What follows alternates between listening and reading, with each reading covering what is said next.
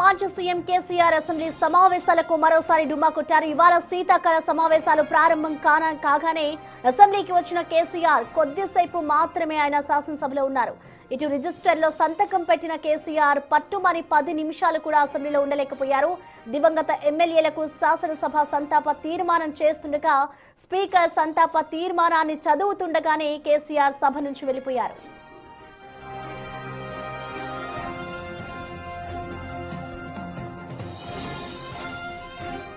అసెంబ్లీకి కేసీఆర్ హాజరైన సమయంలో సీఎం రేవంత్ రెడ్డి ఆయన్ను కలిశారు.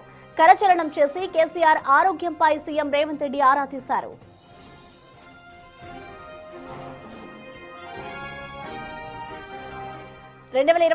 ఎన్నికల తర్వాత వర్షాకాల శీతాకాల బడ్జెట్ సెషన్స్ పేరుతో అసెంబ్లీ అనేక సార్లు సమావేశమైంది. కానీ కేసీఆర్ కేవలం 3 సార్లు మాత్రమే శాసనసభకు హాజరయ్యారు.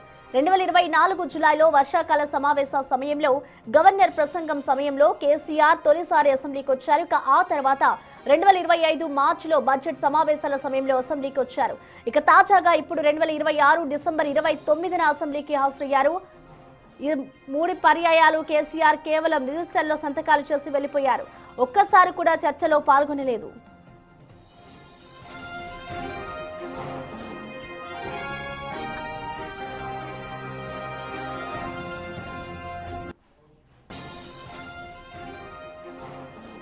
కేసీఆర్ అసెంబ్లీకి వస్తారు, చర్చల్లో పాల్గొంటారు అంటూ ఇటీవల కాలంలో ఊతరగొట్టిన బీఆర్ఎస్ శ్రేణులు కేసీఆర్ వెళ్లిపోవడంతో నైరాశ్యంలో మునిగిపోయారు. మరోవైపు కేసీఆర్ అసెంబ్లీకి వచ్చి సంతకం పెట్టి వెళ్లిపోవడంతో కాంగ్రెస్ పార్టీకి మరో ఆయుధం చిక్కినట్లు అయిందని రాజకీయ విశ్లేషకులు అంటున్నారు.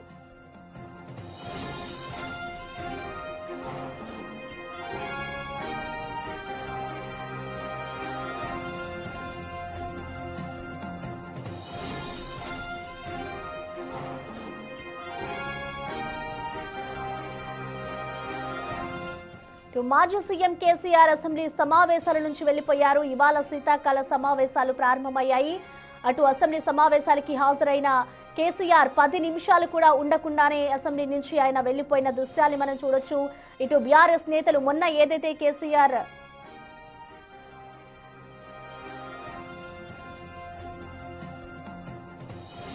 ఇక ప్రస్తుతం మనం చూసుకోవచ్చు. ఇటు మాజీ సీఎం కేసీఆర్ అసెంబ్లీ సమావేశాల నుంచి మరొకసారి వెళ్లిపోయిన దృశ్యాన్ని మనం చూస్తూ ఉన్నాం.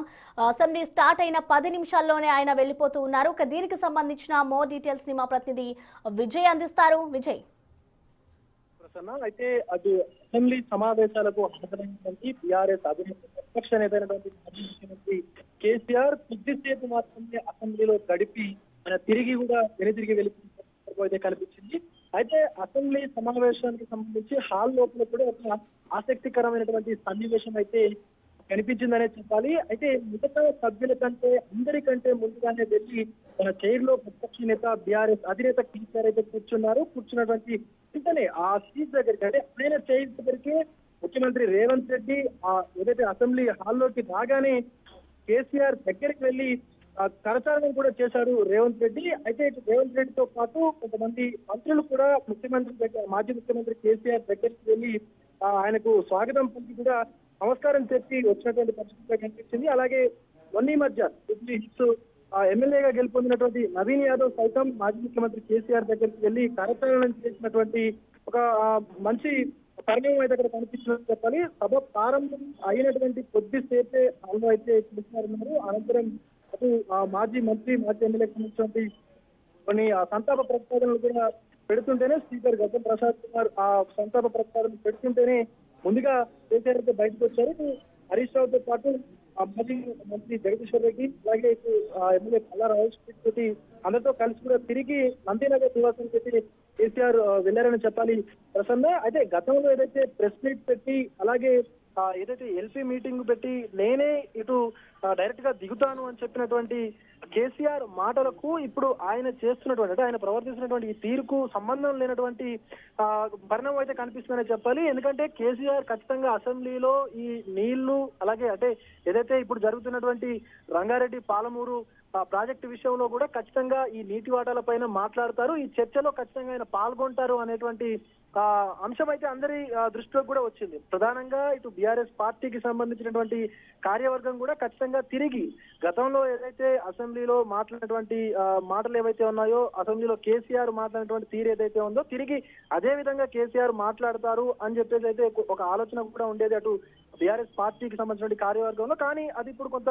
చిన్నపోయినటువంటి పరిస్థితి కూడా కనిపిస్తుంది. ఎందుకంటే తిరిగి కేసీఆర్ కేవలం ఆయన ప్రజెన్స్ ఇచ్చి అసెంబ్లీకి కేవలం కొద్దిసేపు మాత్రమే, ఒక 10 నిమిషాల కంటే ఎక్కువ సమయం కూడా కేసీఆర్ అక్కడ కనిపించినటువంటి దృశ్యాలు కూడా మనకు కనిపించలేదు. కేవలం 10 నిమిషాలు మాత్రమే అసెంబ్లీలో ఉండి వెళ్ళిపోయినటువంటి సంఘటనలు కూడా కనిపించాయి. కాబట్టి సో ఇటు బీఆర్ఎస్ కు సంబంధించినటువంటి ఎమ్మెల్యేలు ఇప్పుడు దీన్ని ట్యాకిల్ చేసేటువంటి పనిలో కూడా పడ్డారు. ఎందుకంటే గతంలో ప్రభుత్వమే ఖచ్చితంగా అసెంబ్లీ సమావేశాలను ఏర్పాటు చేసి పాలమూరు రంగారెడ్డి జిల్లాకు సంబంధించినటువంటి అంశం కావచ్చు, మరొక 10 అంశాలపైన కూడా చర్చ పెట్టేందుకైతే సిద్ధమైంది. అసెంబ్లీ సమావేశాన్ని కూడా ఈ రోజుతో ప్రారంభించినటువంటి సందర్భం కూడా కనిపించింది. కానీ కేసీఆర్ కేవలం వచ్చి వెళ్ళిపోవడము, ఒక మొహం చూపించి వెళ్ళిపోయినటువంటి పరిస్థితులు అయితే మనకి ఇక్కడ కనిపించాయి. కాబట్టి ప్రసన్న ఏదైతే ఈ రోజుతో సభ ముగుస్తోంది, 2 రోజుల అనంతరం మళ్ళీ తిరిగి 2వ తారీఖు నుంచి కూడా మళ్ళీ వరుసగా 3 రోజులు కూడా అసెంబ్లీ సెషన్స్ అయితే జరగనున్నాయి. కాబట్టి సో మరి అప్పుడైనా వస్తారా, లేకపోతే ఈ రోజుతో వచ్చి వెళ్ళిపోయిందే ఇంకా చివరిసారి అవుతుందా అనేది కూడా చూడాల్సినటువంటి పరిస్థితి మనకు కనిపిస్తోంది ప్రసన్న.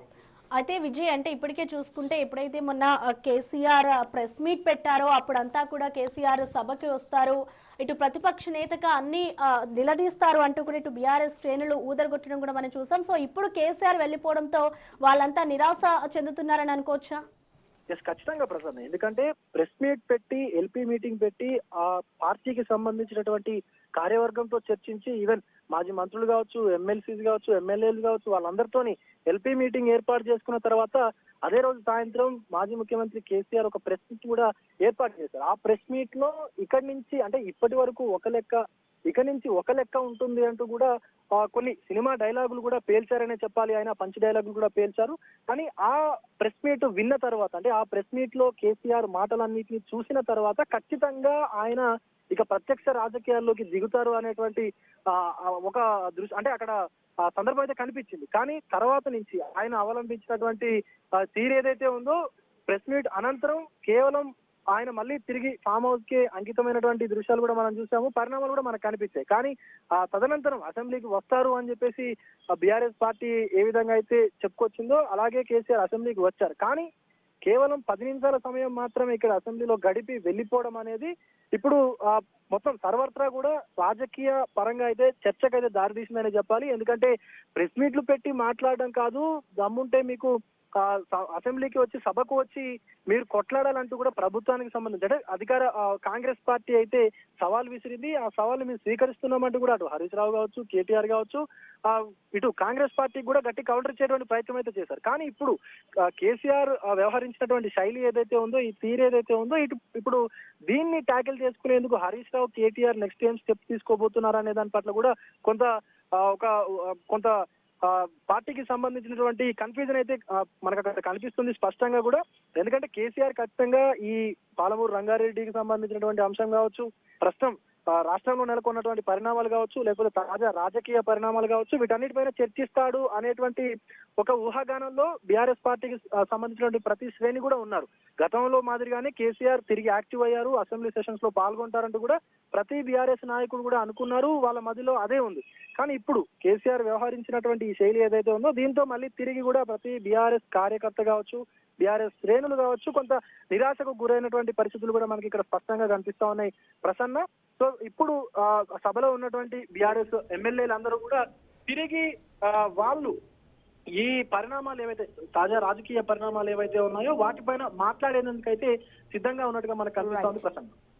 Thank you Vijay.